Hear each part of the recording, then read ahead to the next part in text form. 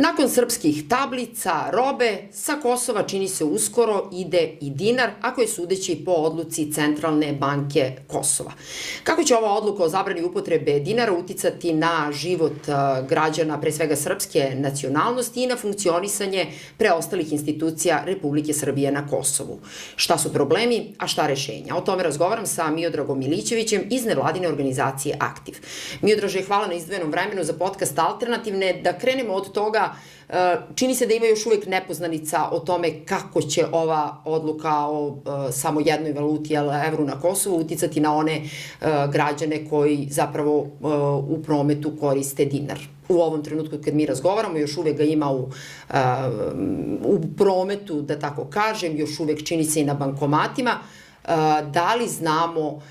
koje mogu posledice biti i do kada će uopšte biti dinar u opticaju? Pa pre svega delo je da su mnogi iznenađeni ovom odlukom, pričam pre svega na Kosovu naravno i među srpskom zajednicom, a delo je makar prividno, da su čak i organi u Republici Srbiji, odnosno nadležne institucije, uključujući i samu vladu, negde svi kao zatečeni ovom odlukom Centralne banke Kosova, u kojoj se kao nije znalo, međutim, ono što negde pokazatelji ukazuju, naravno da su ipak možda čak i postale indicije da je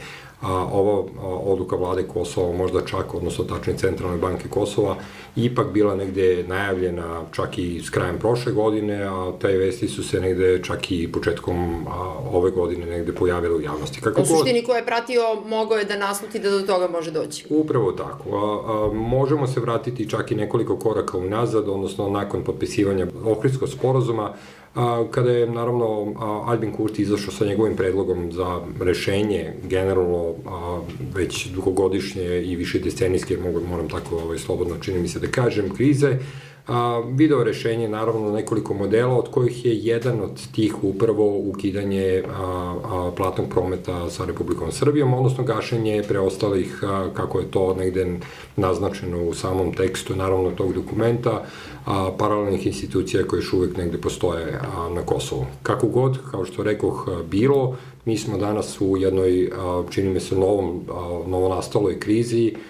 kojem su ovog puta u velikoj meri i najčešće, naravno, pogođeni građani srpske nacionalnosti, pogotovo građani starije populacije, naravno, i oni koji su još u težem položaju, a pričamo o uglavnom mahom starijim licima koje gravitiraju na prostoru enklava širom centralnog dela Kosova. Ali isto tako da negde objasnimo ko nekako da... Dakle, korisnici, odnosno to su ljudi koji primaju plate, penzije, dakle nisu nužno svi oni koji imaju neku vrstu primanja iz budžeta Republike Srbije. Pa upravo nisu to jedine, naravno, kategorije stanovnika koji su pogođene, naravno da oni jesu primarno negde i direktno pogođeni ovom merom, ali govoreći o ostalim građanima, tu prevashodno moramo pomenuti čak i mlađu populaciju, pričamo o studentima, naravno, koji su takođe negde u sličnoj situaciji, naravno imajući u vidu da, recimo, prilikom obnova godina, prilikom, recimo, prijave ispita i tako dalje, naravno da je jedino sredstvo plaćeno da sada bio dinar i da kao budžetska institucija, pričamo o univerzitetu i fakultetima, apsolutno su i jedino u obavezi i tako je zakon, naravno, i pravilo propisali da su jedino platežno sredstvo, naravno, moguće izvršiti u dinarima. Ovom odlukom Centralne banke Kosova to se u velikoj meri menja i ono što nije pokriveno do sada u javnosti, naravno, a malo se, naravno, priča o tome, gotovo niko to i ne pominje, to su građani starije populacije koji čak i nemaju otvorene žiroračune u bilo kojih od banaka, poštanskoj štedionici i tako dalje, već svoje, naravno, penzije primaju u penzionim čekovima koje kasnije unovčavaju u nekoj od poslovnica Pošta Srbije koje su koliko do juče funkcionisale. Dakle, tim građanima je sada u ovom trenutku uskraćeno potpunosti pravo, a to se pre izvesnog vremena dogodilo u Goraždevcu i u Oslanjunu, gde je građanima stare populacije naravno to pravo uskraćeno. I sada imamo jednu krajnje neizvesnu situaciju kako će se ti građani u narednom periodu, pričamo o periodu od narednih mesec do 2, naravno to je situacija o kojoj sada pričamo, recimo gotovo početak februara meseca, je li tako? Da je situacija što se njih tiče veoma neizvesna i to uprkos najavama vlade Kosova i pojedinih ministara da će ovo tokom čitavog februara meseca biti zapravo jedan prelazni period u kome će se tražiti određeni modeli za finansiranje, odnosno određeni modeli pristupa finansijama tih kategorija, a i ostalih građana. Ono što čujemo od vlade Kosova, spomenuli ste jedan taj segment, recimo stariji građani koji možda čak ni nemaju bankovne kartice, recimo, ili možda neki imaju kartice, ali je to Dina kojom ne mogu da podignu na bankomatima, recimo ovim Raiffeisen Prokredit koji funkcionišu u evrima na Kosovu. Dakle, širok je dijapazon tih ljudi koji iz različitih razloga ne mogu fizički da nešto, da podignu novac ili ukoliko mogu, da li, kakve troškove to može da im izazove, koliko to egzistencijalno može da, posebno ako uzmemo u obzir neke ranjivije i socijalne kategorije. Odluka Centralne banke Kosova je nekako po tom pitanju veoma isključiva. Donata je odluka, rečeno je od 1. februara nadalje ne važi više i nemoguće više ostvariti bilo kakav platni promet u dinarima i samim tim jedina valuta, kao što je to jeste negde i zakonom predviđeno, jeste zapravo evro. Ono što je sve vreme u ovom periodu, koliko već diskutujemo u javnom prostoru o ovom problemu, izostaje u pitanje prema vladi Kosova i prema naravno Centralnoj banci Kosova kako je moguće da smo mi došli u ovu fazu da danas konkretno pričamo o tim nekim međukoracima koji će tek negde biti uspostavljeni, a da to prethodno nije učinjeno. Dakle, ušlo se u jednu veoma isključivu vrstu, moram tako da kažem, monetarne politike, koja je preko noći donela uredbu kojom se ukida platni promet, bez nuđenja bilo kakve vrste alternativa, bez vođenja računa o tome da li ti građani i svi ostali koji su korisnici bilo budžetskih sredstava, bilo klasičnih penzionera ili bilo kojih drugih socijalnih kategorija, recimo ima i takvih stanovnika, uopšte se nije, bez uzimanju u obzir tih kategorija, i uopšte se nije zaista razmatralo to pitanje. Ono što čujemo sa jedne strane iz Prištine, ukazuje na to da postoji ogroman stepen nerazumevanja, ja makar hoću da kažem tako da je ogroman stepen nerazumevanja položaja srpske zajednice na Kosovu, jer smo imali prilike da čujemo i od guvernera, i od premijera Kosova, i od ostalih ministara, da su zapravo svi ti korisnici potpuno slobodni da otvore žiro račun bilo kojih od komercijalnih banaka koje gravitiraju i koje ne gravitiraju, nego koje posluju na severu Kosova, i da to sa te strane oni zapravo uopšte ne vide problem. A zapravo je šta problem? Potpuno ignorišujući činjenicu da su sva ta sredstva koje je Srbija uplaćivala i koja će nastaviti sasvim sigurno da plaća, samo je pitanje sada u kom obliku i na koji način, ignorišujući činjenicu da takođe u Srbiji važe zakoni gde je zakonski regulisana fiskalna i monetarna politika, gde se kaže da je dinar jedino sredstvo plaćanja ili kao takvi, svi koji su svoje penzije, plate zaradili ili zarađuju u tom sistemu, u obavezi da plate poreze i doprinose upravo po tom sistemu. Dakle, tu postoji ozbiljan disbalans između ta dva sistema koji ne vide jedan drugi, očigledno, i ovako ali ono što je kompleksno cilj pitanje, kosovske vlade jeste da Srbija taj kosovski vidi. Da, naravno, ali je, kažem, ovako složeno jedno kompleksno pitanje nije smelo da se lomi preko kolena, već je moralo zapravo da se adresira kao jedno između svih ostalih pitanja kroz proces dijaloga i da se u okviru, naravno, dijaloga nađe sistematski održivo rešenje koje će značiti ne ove praznine i ne ove nejasnoće kakvih imamo danas, već koje će jasno da definišu budućnost finansiranja dotacija od strane Republike Srbije i tako dalje. A ako se vratimo na briselski dijalog, odnosno sporazum, jasno je da je taj model u stvari zapravo bio predviđen da teče preko zajednice srpskih opština. Ovde to nije slučaj i sada imamo situaciju gde imamo Centralnu banku Kosova kao jednu legitimnu i zakonski priznatu instituciju koja ima potpuno legitimno pravo i zakonsko, ako hoćete, tako na kraju dana da donese bilo kakvu odluku, dakle, bila ona dobra ili ne, ili bila je manje ili više lošija, tačnije u odnosu na neke pređašnje odluke, ali ima legitimno pravo da donosite odluke. Sa druge strane, taj ogroman propust, ponavljam još jednom, je upravo napravljen, da li s namerom ili bez namere, ja to zaista ne mogu suditi o tome, da se jednostavno ove stvari i činjenice o kojima smo nekih se večeras dotakli, uopšte nisu uzeti u obzir. I tu je taj ključni problem. Sad, ono što, kažete, trebalo bi to pitanje, uglavnom se govori da se rešava kroz zajednicu srpskih opština, koja praktično podrazumeva, ako to pojednostavimo, da preostale srpske institucije kroz tu instituciju zajednice srpskih opština, koja bi bila kosovska institucija, praktično integriše preostale institucije Republike Srbije. Međutim, sada ovom odlukom o zabrani upotrebe dinara to negde dotiče i te srpske institucije. Onda imamo zatvaranje privremenih organa, nekoliko ovih lokalne samouprave, opštinski privremeni organi Republike Srbije koje je kosovska policija zatvorila. Da li tu negde možda kosovski premijer i kosovska vlada zapravo van dijaloga završava neke stvari koje štete nekim građanima, ali i dalje prosto zaokružuje bez da sprovede taj sporazum? Pa tu smo negde otprilike upravo kako ste opisali, dakle, taj proces je morao da bude zaokružen kroz zajednicu srpskih opština i to je jasno kogod je čitao Briselski sporazum i prvi i dogovor iz 2015. godine, jasno predviđa naravno model funkcionisanja zajednice srpskih opština i budućeg finansiranja tih institucija koje će biti očigledno integrisane. Ovde to nije slučaj i mi danas pričamo o pojedinačnim rešenjima koje su očigledno nepopularna iz ugla srpske zajednice, a i u velikoj meri, pomenuli smo to kroz razgovor, pogađaju naravno obične građane. Mislim da imamo situaciju u kojoj je takođe međunarodna zajednica vidno nezadovoljna, ne zbog činjenice da je Centralna banka Kosova donala odluku, već naprotiv zato što nije upravo uvela u celu tu odluku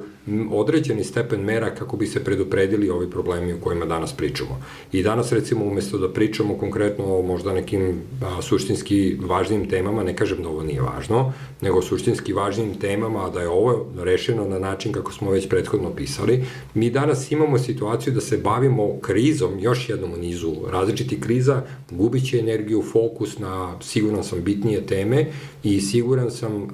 bežeći od, recimo, onoga što jeste bila i proističe kao obaveza iz Briselskog sporazuma i iz Ohridskog sporazuma, koji, bez obzira što nije potpisan, očigledno da je u primjeni i neke od tih odredbi će se očigledno naći i u poglavlju 35, konkretno što se Srbije tiče. Dakle, mi u ovom momentu sada, mimo svih ovih problema o kojima smo pričali, imamo još jedan nizu i očigledno ćemo se u narednih meseci po do 2 baviti između ostalih stvari i ovom temom dok god se ovo pitanje ne bude rešeno na ovaj ili na onaj način. Ali kako, da li možemo da pretpostavimo, da li će taj međunarodni pritisak dati efekat ili stiče se utisak neko sa strane kada gleda, dakle da sve odluke ipak na kraju prođu baš onako kako je neko iz Prištine zamislio, Srbija nekako stoji po strani i jednostavno se prosto van dijaloga sve dešava. Da li će biti dovoljno ukoliko samo Centralna banka, ne znam, taj rok za, kako oni kažu, informisanje građana produži ili šta je rešenje? Pa rešenje, mi imamo iz ugla građana nekoliko mogućnosti za sada. Dakle, imamo mogućnost i to će biti jedna od krajnje loših stvari, a to je da ljudi fizički odlaze u gradove, u pograničnom, odnosno u administrativnom pojasu na teritoriji Republike Srbije, kako bi podigli svoj novac u neke od komercijalnih banaka, isti zamenili za evre i vratili se na Kosovo. To je jedan model. Taj model je jako loš i to nije nikako održivo rešenje. I na stranu što je pre svega skup i što će taj teret, siguran sam, pasti na same građane. Druga stvar je, takođe, to nismo pomenuli kroz razgovor, mogućnost da poštanska štedionica, ukoliko to već nisu uradili,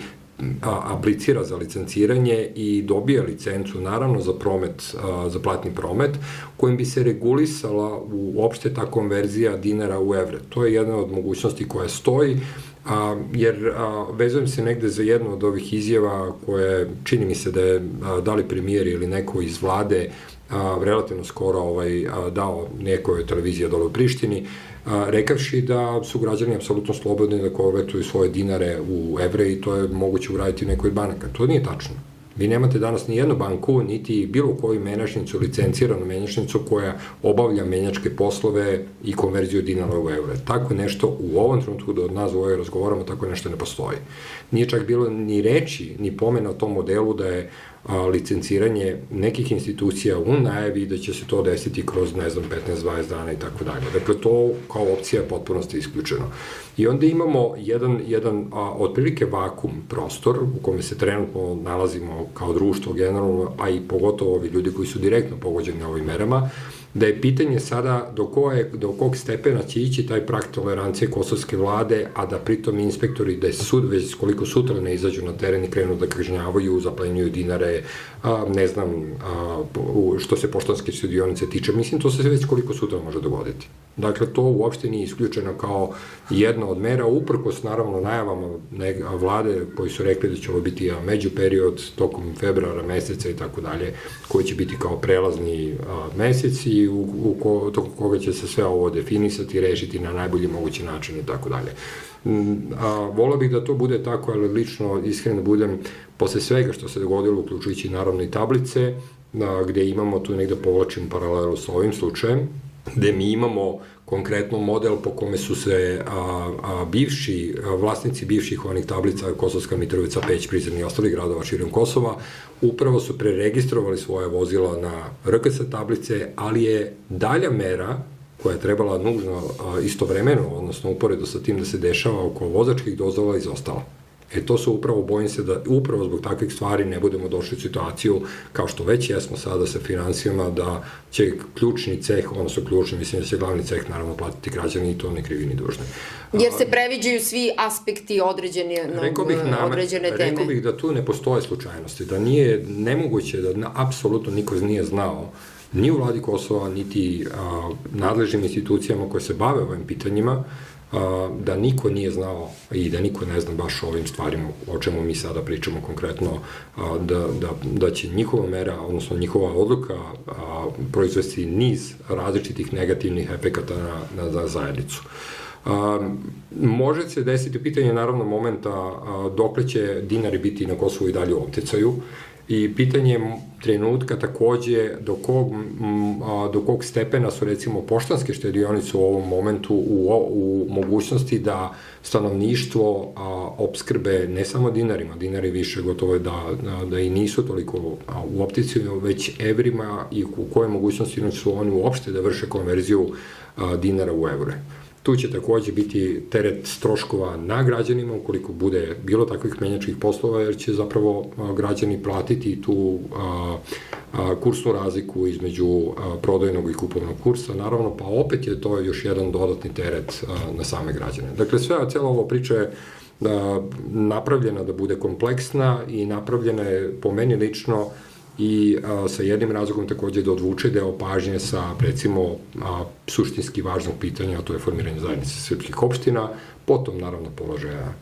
uopšte srpske zajednice i mnogobrojnih drugih kriza koje su izazvane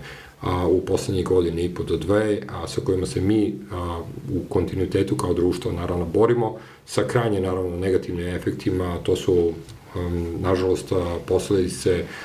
u smislu odlaska ogromnog broja ljudi, ne samo sa severa Kosova, nego i iz drugih delova Kosova, gde je čak i međunarodna krizna grupa po proceni koja je izneta u tom izveštaju nekih, ako se ne veram, u poslednjih 10 godina nekih gotovo 50.000 Srba napustilo već prostor Kosova.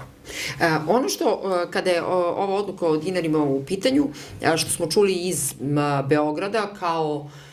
neka rešenja, odnosno te poruke koje čujemo najčešće od predsjednika, pošto je on taj koji se uglavnom obraća i govori na tu temu, on je rekao borit ćemo se, slaćemo, i u jednom delu svog obraćanja je rekao vidjet ćemo preko privatnih banaka. Kako ste to razumeli? Koja je to opcija koju iz Beograda nude? Još jedan u prilogu ovome o čemu ste u toj vašoj najavi negde je najavio čak da će naći model na ovaj ili na onaj način, citiram, na ovaj ili na onaj način, ali Srbi neće biti uskraćeni, ili ti građani srpske nacionalnosti neće biti uskraćeni za ono što ih sleduje generalno. Srbija će naravno morati da ozbiljno razmotri ovo pitanje, ne samo na nivou finansijskog sektora, već i vlada sama, unutar vlade, da se ovo pitanje zaista razmotri na krajnji jedan ne samo ozbiljan, nego i odgovoran način i bit će primorana, poput tablica, da nađe model po kome će se u budućnosti, naravno, ukoliko ne bude došlo do formiranja zajednice srpskih opština i ovaj model finansiranja bude preko zajednice rešen, da iznađe mogućnost kako će se ovo pitanje rešiti. Ja lično ne mogu da predvidim šta će tačno od mera, odnosno koje će i kakve odluke biti donete u Srbiji, koje će omogućiti legalno finansiranje, kad kažem legalno, iz ugla kosovske vlasti, naravno i Centralne banke Kosova, nešto što će se percipirati kao legalno, jer se ovde insistira na nekom međudržavnom sporazumu između Centralne banke Kosova i Centralne banke Srbije, za koju do sada nije bilo, rekao bih, nikakvih pomaka po tom pitanju, što bi moglo da proizvede ili dovede do neke vrste sporazuma, imajući u vidu naravno da ne postoji bilateralno priznanje na tom nekom državnom nivou. Dakle, mi pričamo opet, vraćamo se na platformu, na briselski dijalog, gde je moguće rešenje isključivo jedino, pričam o obostrano prihvatljivom rešenju, moguće naći kroz taj proces, odnosno kroz proces dijaloga u Briselu. Ostalo će biti sigurno na nivou individualnih mera koja ne moraju nužno da znače da će jedna i druga strana a priori da ih prihvate kao takve. Međutim, ukoliko ne dođe do takvog rešenja putem dijaloga, nego jednostavno se završi na onaj način na koji je ta odluka Centralne banke i doneta, šta građani mogu da očekuju i od koga oni imaju očekivanja? Od Beograda, Prištine, međunarodne zajednice? Ja bih rekao, imajući u vidu veliko neraspoloženje, odnosno visok stepen neraspoloženja i nezadovoljstva među građanima, a siguran sam da nemaju apsolutno nikakvih očekivanja, da su mnoga od tih očekivanja već do te mere izneverena da prosto nikome više ne veruju. Međutim, kada već to stavimo negde između Beograda i Prištine, jasno je da građani srpske nacionalnosti i dalje ipak više veruju Beogradu nego Prištini, to je jasno. Ipak i jedna i druga vlada do sada nisu pokazale taj stepen odgovornosti prema potrebama građana i to je ono što je ključno u smislu razumevanja zbog čega su građani zaista negde